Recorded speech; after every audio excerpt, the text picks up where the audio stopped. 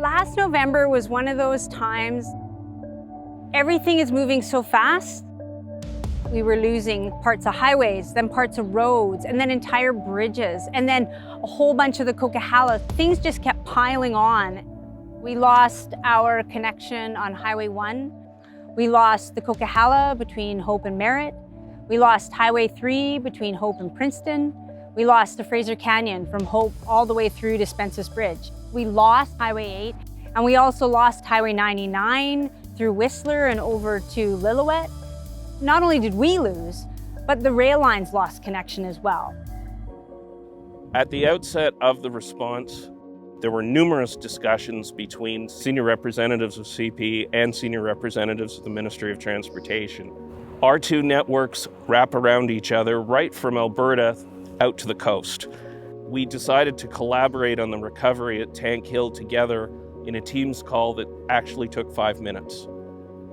On that basis, the long-standing relationship paid off. There was a high degree of trust, a high degree of confidence, and the ability to work together collaboratively. So the Highway 8 corridor, I would say, is one of our more unique corridors that we lost. In total, we lost 7 kilometers in its entirety of the highway, and an additional 3 kilometers where we lost a lane at least.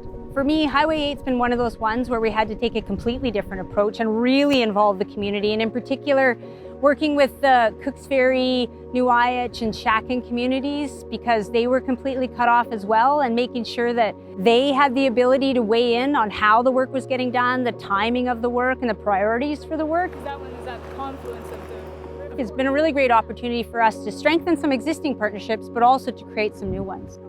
With this disaster, if we look at it as an opportunity, we've been able to bring people home and employ people who already live here. In giving them jobs that are concrete, it gets them into the industry, it gets them connected with solid companies that when this particular project is done, they're injected into the industry and can go anywhere else, and it's long-term, it's sustainable. There were new partnerships formed. You worked with people that you'd never worked with before. So you're creating new bonds, and some of those bonds are going to last for years to come. And now today we're working so collaboratively. We launched a 280-foot bridge together across the Nicola River.